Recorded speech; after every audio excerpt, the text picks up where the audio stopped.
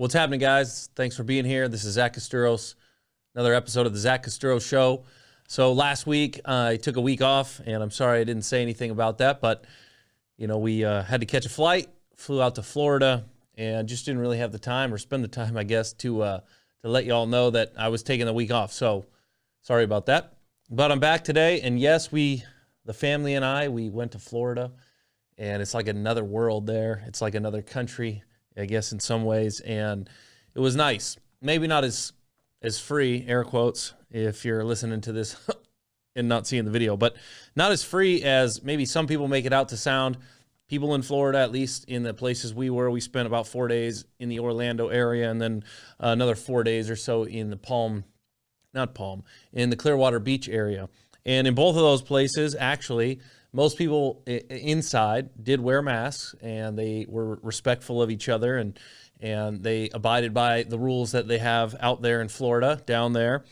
And yet, you know, we didn't see people walking around outside by themselves wearing masks, and people were on the beach, and so it was nice because it felt a little bit like real life, normal life again, and it was really needed. And obviously we got some sun, and that's always probably my favorite part, aside from being with my family, because if you have spent any time learning about health and some of the things that have been coming out, I think especially more recently in the last several years, is that sunshine is paramount in terms of long-term health and just everything. And as it relates to the current situation that we find ourselves in with related to the pandemic, the vitamin D levels are pretty important, they say. And unfortunately, up here in Washington, we don't see UVB rays for several months. And so our vitamin D production is basically non-existent in the winter and late fall and early spring. So all that to be said is we had a great time. We had a lot of fun in the sun, got rejuvenated, and it really was needed, because I think that if you're from one of these more lockdown states, one of these more lockdown areas, and you haven't gone outside, which we hadn't done. I mean, we had pretty much been here in Washington since the lockdown started and hadn't left Washington. And I don't think we realized how much just that whole situation weighed on us until we were able to get out, go enjoy the sun, go enjoy some level of normalcy again, and just be with each other and have a great time. And so if you haven't done it and you have the ability to do it, I would highly recommend it. I know that certainly not everybody has that ability, and I'm sensitive to that. But if you do have the ability to do it, and you can deal with whatever risk factors you might underwrite in the travel, and you feel like the risk is worth the reward, I can assure you in my situation, it was more than worth the reward. And so we had a great time, and I'm back, and I'm recording this episode, and wasn't really exactly sure what to talk about today. I've actually got my oldest daughter here with me. She's behind the screen, and you can't see her, but I can. And so it's kind of fun doing this with her here, getting her a little exposure to how this works. I know she sees the videos on YouTube, but this is the first time really seeing behind the scenes at what we do and how it all works. And so that's kind of fun. But in terms of what I want to talk about, it was hard because I checked out so far. I didn't watch many YouTube videos. I kind of unplugged from the news and some of the things that were going on, and just tried to really take some time to step back and say, what is it that I really want to be doing here? And what is the purpose of all this? And what's the long-term picture? Because I think that you can really get sucked into the news cycle and the politics and all the different things that are flying around right now, because I think that as a country, we're in this place where there's some real unknowns, and we're in so many ways, we're in uncharted waters, right? And we don't necessarily know what's around the bend. We don't know what the future looks like. And with humans, when there's ambiguity and when there's uncertainty, a lot of times we will allow that to make us afraid. And we will choose, in times of uncertainty and ambiguity, we will choose to be afraid and to worry and to be anxious. And my Bible, when I read it, says don't be any of those things. And so I think it takes a lot of faith. I think it takes a lot of discipline. And I think it takes a lot of trust to not be those things in times like these. And so when I stepped back and said, what can I even produce here that is of value And I think that doesn't just constantly call out all the problems, but that hopefully helps to provide some solutions or some resources or some skills that other people who might watch this would have a reason to continue to watch. And in the videos I've done and the podcast episodes I've done, I think the best feedback that I've gotten have really been times that I shared things that were practical and applicable. And so I want to do more of that. I really want to be educational here, more so than just kind of talking about what's happening right now. And that will be a part of it, because like I said, when I first started this, and it's still true today, I still believe that there are these pillars in life, and that we have to build our lives sort of with these pillars. And I think about it, I'll say it again, it's like my faith and our faith and why we believe what we believe. That's like the foundation. And if the foundation is shaky, or it's built on not solid ground, or it's not square or whatever, if there's problems with the foundation, then when we start building the walls, we start running into problems. And I don't think anything else in life takes the place of faith as the foundation. Now we can certainly try and make that happen, right? Like we can put money and try and make that the foundation, or we can try and make relationships the foundation, or we can try and make work the foundation. And when we start trying to build the house of our life, the walls on that foundation, it starts to crumble really fast when it's not faith. Because if we don't know why we believe what we believe, and if we don't feel confident in why we believe what we believe, then when we start building on that foundation, whatever that other thing might be, bad things will happen. And so again, it's like, I believe that that our faith is that foundation. And then the walls, right? The four walls of that house, let's say, are relationships, because we're humans and we're relational. And as we've seen during these lockdowns, people are literally going nuts. People are committing suicide. They're depressed. They're experiencing all these problems because we're people, and we're supposed to be around each other, and we're supposed to be communal, and we're supposed to be living together. And it hasn't been happening, at least not like we need it to be. And so relationships, that's one of the four walls. And then our health is one of the four walls. And then our money and our work are the other two. At least that's how I see it. And so all these other things might be the roof, right? All the subsets of those might be the roof that goes over the walls and keeps us dry and keeps us sheltered. But the roof isn't very strong if the walls and the foundation aren't solid. And so when I look at what can I share, I still want to talk about things like health, and I still want to talk about things like faith and business and money. I can't just talk about one of those things, because I think life's too holistic, and they're all required, I think, to live a prosperous, productive, successful life. And yet, obviously, for all of us, there are certain things that we gravitate towards, that we're better at, that we know better. And for me, in my life, in my working world, I think I've spent most of my time learning how to invest, and learning about business, and learning about selling, and all these different things. And I think that one of the things I'm really passionate about, and one of the things that's really bothering me about the narrative right now, and about what we're seeing, and about what we're being told, is, and this is one of the things that I spent some time really thinking about as I was gone these last 7, 8, 9 days, is we are seeing this consolidation of power and of wealth and of resource like we probably never had before in human history, at least not on a fully global scale. And you can call it the Great Reset, you can call it whatever. The reality is it is a great reset, whether it's the conspiratorial kind of Great Reset that people talk about, or it's just the byproduct of the policy decisions that are taking place. The reality is the outcome is a great reset. And the reason, think about this. We have had more wealth transferred from the middle class to the ultra elite class in the last 12 months, 10 months, than probably in all of our lifetimes. You got stimulus checks, right? And you went and most people spent whatever of the stimulus check they spent. A lot of people spent it on stuff.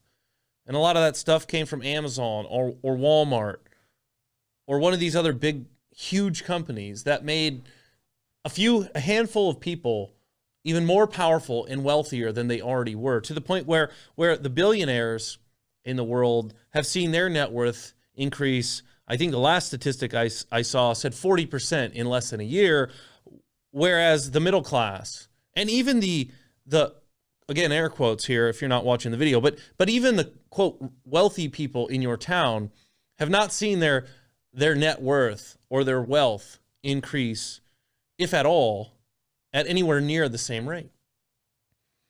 And so we're seeing this happen, and I think it's heartbreaking, because the reality is I think one of the reasons that capitalism, especially in America, especially where we are today, is getting such a bad rap. And the purpose of actually this video, which it took me 11 minutes to get to this point, but I think the purpose for me of this video is to say that I'm not going to claim that this is what capitalism is right now, because I don't necessarily think that it is. I think that it is for a lot of people, and I think it isn't for a lot of people. But I think that as I move forward, and as I think about, I don't have any control, like even in my business, right? I'm in the commercial real estate business and the apartment business.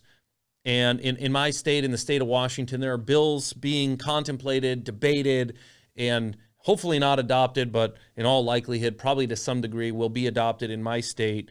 That really can, I mean, I'm not going to say they'll put me out of business, but they're going to make business a lot harder. Not just for me, but for the people that I serve. And not just on the ownership side, but also on the tenant side. And that's the facts. The facts are that there are politicians in all these areas making decisions that they think are the right decisions, just not listening to people who actually do this stuff for a living, because it doesn't fit the narrative. And the reality is, what will happen, just like with lockdowns, is there will be a lot of innocent people who go under or who get really, really harmed, because maybe in a lot of areas, in a lot of ways, good intentions had unintended consequences. But the thing is, if they would just listen to us, we can tell them what those consequences are so that they're not unintended. And then when we tell them and they don't listen, then really they are intended. And my point in sharing that is, as I think about the future of my business, of my industry, here's what I know. People will always need homes, and they've made it so hard to build single-family homes that they're always going to need more apartments. I know that. I know that in the state of Washington, they've made it so virtually impossible to build condos, like condominiums, where you can own a home but not have it be a detached home from another home.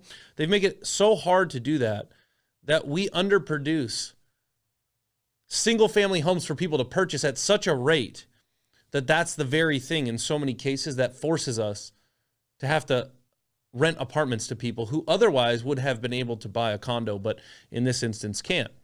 And so I know that people will always need housing, and someone will always provide that housing. The commercial real estate world, on the other hand, is obviously changing. It's changing fast, and it's going to change for at least the midterm in my mind. And in some ways, it will change forever. But when I look at, okay, maybe you're not in commercial real estate, but maybe you're in the restaurant business, or maybe you're in, the mom and pop retail shop, the brick and mortar, and you're sitting there like I am. Maybe you're even further along down that road of extinction than maybe I am.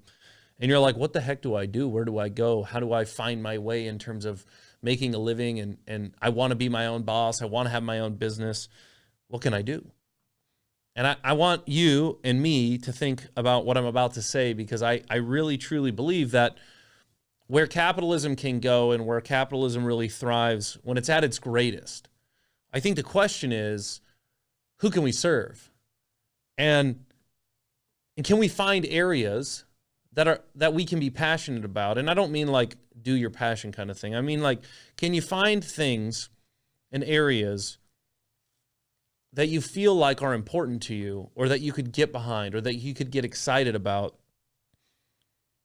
where you could serve a lot of people? Because if you think about it, while I was talking earlier about those people who have gotten way richer in the last year, what do they have in common? Well, they all serve a lot of people, like hundreds of millions or billions of people.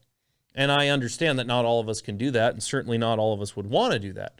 But the reality is I think that so often, especially in times like these where there's a little desperation going on, I think that what can happen is we start to think about, like, how can I just protect my financial future? How can I make sure that I can keep paying my bills and putting food on the table and doing the things that I want to do, yada, yada, yada. And I think what we lose in those situations and what we lose in those times is sort of being able to step back and say, no, how can I find something where I can serve a lot of people and where I can do it in a way that's profitable or that I can make a living? And because think about it, like if you're an employee, maybe you don't own your own business. Well, the first person that you serve is your employer, right? And if you serve your employer well, and your employer has a business model that serves people well, then you have a job, and that job will continue, and it will hopefully grow, and hopefully your earnings will grow with it. On the flip side, if you're the business owner, you're serving the client, you're serving the customer. And so you have to figure out what is the business model that serves those people well. And then over time, how do I get better at serving them better and better and better? And if you think about Amazon as an example, and so many, Netflix, Amazon, all these places, well, what have they done? They found a way to serve people. And then, at least in my mind, there's two main things like Amazon that they do so well that other businesses throughout history couldn't do, maybe partly because of technology, maybe partly because of, being stuck in their ways of doing things. But the two things in my mind are convenience, right? And selection. Like, you can go on Amazon and you can find 5,000 bazillion times more things to buy than you could going into any local store. So the selection is just off the charts. And then convenience. I hate going to the store. You don't even have to leave. You can do it anywhere. You can find what you need. You can buy it. And then I would say probably bolt on the third thing is they've built trust into the system. You know if the product you're buying is any good because there's probably hundreds or thousands of people who have reviewed that product who give you trust in whether it's good or not. Whereas if you walk into your local store, it might look good, but there's this question in the back of your mind now because Amazon has taken ambiguity out of the picture in so many ways. Your local stores have not been able to do that. And so there's this trust factor that's not there like Amazon has put into the system. And so when I look at moving forward, right, it's if you're not going to be in a business for yourself, who from an employer standpoint can you serve really well? And I think if you think that way, if we think that way, I think that we can make some great strides. And I think businesses serve people best and capitalism works best when it's, and I've said this before, but when it's not about the entrepreneur, it's not a selfish endeavor, but it's about the customer, the client. It's about service and serving people. And if you think about like my Christian faith, that's what Jesus told us to do. And I think that what we see so often is money and power corrupt. They just do. It's just a fact. And I keep looking at the political landscape and I look at all these decisions being made and I look at people just sort of buying into them and they're saying, yes, we need the government, more regulation, solve all the problems. And I'm just sitting there going, it just doesn't make any sense to me because think about the DMV as an example. It's totally centralized power of an industry, licensing. And it's centralized in the government who basically reports to no one. And I don't know anybody who's ever gone to the DMV and thought that was the most amazing experience. I want everything that I buy and everywhere I buy from to work just like that. Well, yeah, because the DMV sucks. And why does the DMV suck? Well, because they don't have any competition. They have a monopoly. You have no other choices. It's like when you call Comcast on the phone and you don't have any other real cable choices where you live. Comcast just does not have to provide the same level of service that they would if they had 15 other competitors who had just as good of a product willing to take them out, willing to offer a lower price, a better service, right? And so we know that when it comes to buying stuff, when we don't have a lot of choices, the experience gets worse and worse and worse.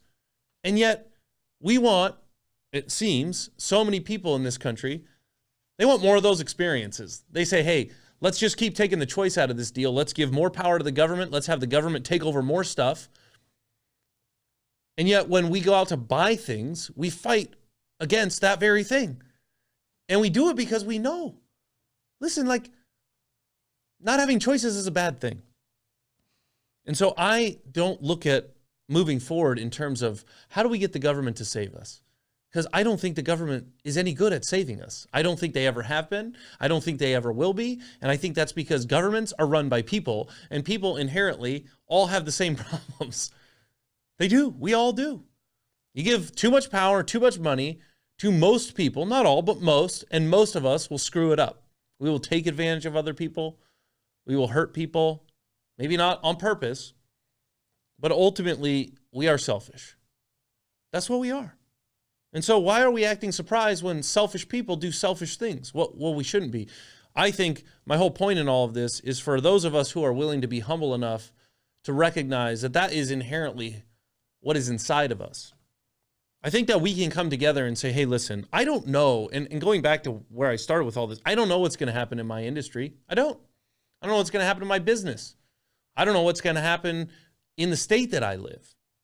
But what I do know is that aside from like total totalitarianism, people can always thrive and succeed when they're willing to serve a lot of people or any people, right? You don't necessarily have to serve a lot of people if people are willing to pay enough money for the thing that you're providing, right? But if you look at these countries who have political systems that maybe are not as advantageous as ours, or maybe are a little scarier than even ours, there are still people in those places that are doing well. There are people in those places who are still providing a good product or a good service, and they're being rewarded for it. And there might be more strings attached, and I hope and pray that that's not where we end up in this country. But when I read my Bible, I would say that I think that it's pretty much going to happen. And when you look at the writing on the wall that's taking place now, I would say that that's the path we're on. And so I would say, okay, well, if that's the case, what do we do? Well, for me, I think that it comes down to literally sitting down and writing down with a pad and paper. I'm old school that way. Maybe if you're new school, it's not with a pad and paper. Maybe it's your iPad or something. But stepping back and just saying, what are the ways that I can serve people? How do I like to serve people? What kind of people do I like to serve? What do I like to do? What problems can I help solve? Who can I help to educate? Does that education provide value in their lives? Because here's the crazy thing, like, because we live in 2021 and we have access to the internet, we can literally reach people all around the world. And we could never do that before. So you might like knitting, and one person might say, knitting, what value is that? What service is that? And somebody else might say, man, knitting, it's amazing. I can make awesome clothes for my grandkids, or it brings peace or calm or whatever it might be. It doesn't matter, because guess what? There's probably like 50,000, 100,000, a million, 10 million people throughout the entire world that love knitting, that want to learn how to knit. And so if you like knitting and you can reach those people, and you can do it in a way that's focused on service, and when I say service, I mean service to others, not self-service, you have a legitimate chance to have a business and to continue to have a great life. And maybe you don't want to run the business, but guess what? Maybe you like knitting. Well, go find somebody who wants to have the business, who maybe also loves knitting, who is doing that thing I just explained, and see how you can serve that person to help them fulfill the vision that they have for knitting. And that's in my business in real estate. That's how I'm looking at it. I'm saying, here's what I know. And this is the thing that really drives me completely insane about this whole, quote, affordable housing conversation, is I go, listen, folks, this is to people who are in elected positions or even people who are just part of these conversations on a local community level. I say, listen, for those of us who work in the apartment world, we are in the service business. Now you might not believe me based on the rhetoric you've heard, or maybe experiences you've had with maybe bad developers, I'll call it that. But there are people lots of them, I would say more than not, who are out there and they actually want to provide a really good product and service for people looking to be housed. That's most landlords that I know. Most landlords that I've dealt with are actually good people. They're trying to provide a good product, which is the housing unit, and service, which is the experience while in the housing unit. That's what most of us try and do, because if we don't, then we're not very successful long term. Okay, well, where's the biggest opportunity that literally has ever existed in the history of housing right now? Where does it lie? It lies in whoever can figure out how to deliver housing that's affordable. Like if you were an entrepreneur, I mean, people are all excited about Tesla because, hey, we're making this green car, and we're doing something that's never been done before, and we're going to revolutionize the auto industry. And Tesla now has Elon Musk as the richest man in the world, depending on the day that you look on the stock market in terms of market cap and his shares and how much he's worth. You know what a bigger opportunity than auto is? Legitimately, is who can do that in housing? Who can take technology, and I know there's people trying to do it, 3D printers and all these things, but housing is very challenging because it doesn't get built primarily, historically, in an assembly line. And you don't just like pick the Model 3 or whatever and just pump out 1 million of them next year, traditionally. But the reality is somebody out there, if they figure out how to deliver housing that's affordable to the masses, will literally probably make Jeff Bezos and Elon Musk look like little kids in terms of wealth. Now, I don't know that that's ever going to happen, but my point is that there's all these people who think that all these housing developers are these greedy, dirty, crazy, mean people, and they're totally wrong. They're blaming people like us, like me, on the fact that there's no affordable housing when it's their own policies and their own regulatory environment and the amount of time it takes and effort and consultants and all this stuff to even get a permit. That's what makes housing, that's part of what makes housing unaffordable. Period. We are entrepreneurs. We are in the business of creating a product and a service that people want, literally at the cheapest price we can, because if we don't, someone else will, and they will beat us. That's how capitalism works, okay? Well, we also know that there's the biggest market in the history of the housing market ever right now, which is affordable housing. You know why nobody's developing it? Because it's impossible. Given the current regulatory parameters, given the current land use policy that exists. And then, on top of that, the lack of education for the trades and the lack of our institutions of education pushing trade schools, the solution to that problem, it does not exist. And the affordable housing advocates, who have never mostly built any housing, I mean, some of them have, like housing authorities, we work with a housing authority here, they get it. Like, they sit at the same table as me in the private sector, and they say the same thing to the public employees and the public elected officials, like, stop putting up barriers because it's making it worse, and they don't listen to them either. But the reality is at some point, I think we'll hit rock bottom. At some point, it will get bad enough. You're starting to see the movement, at least from a land use policy standpoint, where people will say, well, we got to make a choice. And maybe these regulations aren't the answer. And maybe we shouldn't keep painting all these people with this broad brush of greedy, dirty, blood-sucking landlord. And maybe we should go find our Elon Musk to help us figure out, and maybe we should actually listen to said Elon Musk in the housing sector, and maybe we can work together to figure out how to solve the affordable housing crisis. And that's like what I've been saying in my previous episodes. It's like, we got to stop doing the same thing over and over and over and over again, expecting a different result. It doesn't work that way. We've been trying land use regulation, and it keeps getting worse. And guess what? So is the problem. We've been trying rent control. You look at the areas with rent control, most unaffordable housing in the country. We've tried tenant protections, quote. That's what they call them now, tenant protections.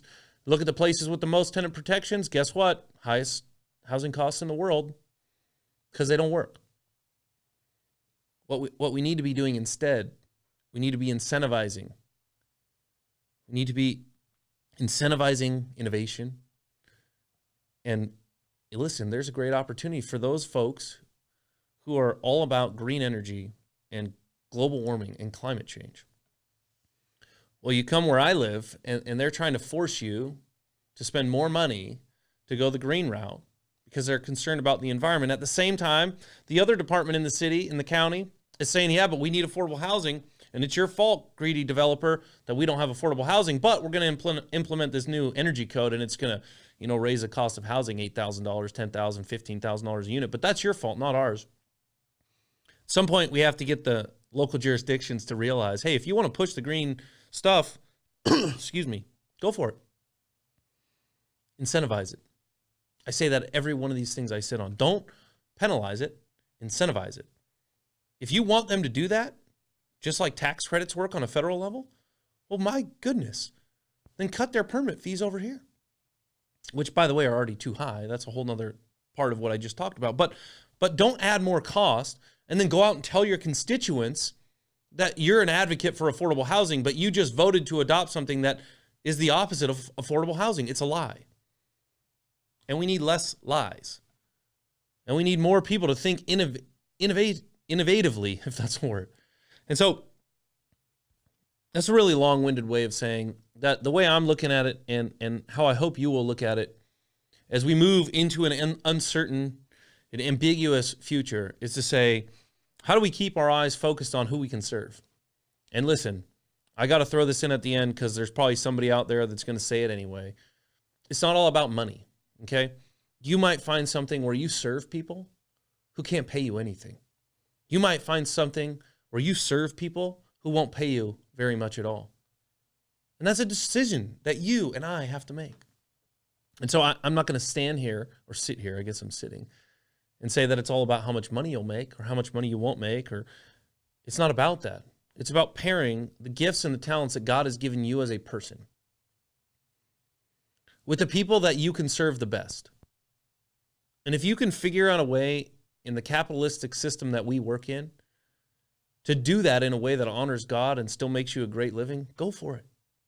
Because only I know if I'm really doing it to serve myself or to serve others. And I'll be honest, there's been times in my life where I really find myself doing stuff that I don't really like because it's serving me. And not necessarily is it intentional that it's serving me. It's just that I didn't always know what I could do that would really serve others. Right? That's like part of maturity. That's part of my life's journey, is figuring out what are the gifts and talents that God has given me, and what's the calling he's put on my life to go out and serve other people, to get almost lost in the service of other people instead of just serving myself. And so, again, it's not about how much money you can make. I guess I should say, it's not that it's not about that. It's that shouldn't be the North Star for you or for me. I think the North Star for us should be, how can we utilize what God has given us to serve people best? Maybe not the most amount of people, because I think sometimes we get lost in that, but how can we serve people best with what God has given us? And then great. If that ends up putting you in a position where you can go and make a fantastic living and be generous and do all those things, awesome. And if it puts you in a position where money is never going to be a thing that you get because you are serving people best in an area that doesn't reward you financially, guess what? There's lots of other kinds of rewards, and God will bless you for that. And so that's how I'm thinking about this, because I think that we don't know where we're going, and the world is a crazy place right now. And I do want to, that's why I'm doing these, I guess, is there's not that many people listening, I've had a few videos with a decent amount of little views for just getting out of the gate. But I've watched a lot of YouTube videos over the years. I listened to a lot of podcasts. The one thing I know over and over and over and over again is what I hear. It's the same thing as anything in life. Be consistent. Keep doing it. Don't do it because you're looking for something from somebody else. Do it because you love doing it. Do it because it's on your heart. Do it because you really feel like you're doing something to serve others. And that's how I think about these for me. This is my thing. This is one way. I do this in my work life, in person with people, but But this is where I feel like I can use the gifts that God has given me to hopefully serve you if you're watching this. Hopefully serve people by educating them, by helping them, just like other people have helped me, to think critically and think differently and to question things and to challenge things and to sift through things. Because listen, I'm telling you, like, the only way we get out of the craziness that we're in right now is, one, we trust in the plan that God has, and we're okay with that plan however it turns out. And two, is we use the minds that God has given us to think about things, to not just buy into something because the news channel that you watch said it, but to literally critically think, to like seek wisdom and knowledge, and to not just be so focused on the problems all the times that we never come up with solutions, but to look at a problem, identify a problem, and spend the majority of our time trying to solve said problem. And I think we can't do that. We cannot do that without almost trying to prove our hypothesis wrong. And if we can't prove it wrong, then it's probably right. So anyway, that's what I got for you this week. I had a great trip last week. Again, I really encourage you, if you have the ability to do it, please do it. You'll come back feeling a lot better. I know I did. And thanks for checking out this week's episode. I look forward to being here next week and doing another one. Don't know what I'm going to talk about yet. I never do, but I do enjoy doing this. If you liked the video, if you found anything helpful, I'd love to hear about it in the comments section below, wherever you're watching or listening. And if you could, if you're watching this on YouTube, hit that thumbs up. If you're willing to do it, take a risk. Share it on your other social media channels, Facebook, Twitter, Instagram, whatever, I don't know, all the places that you could share it. And if you're listening to this on a podcast platform, if you wouldn't mind subscribing and leaving me a comment, I'd really appreciate that. And as always, I'd love to engage in a dialogue in the comments section, or hit me up via email, or if you know my phone number, give me a call. And I'll see you next time. Thanks a lot.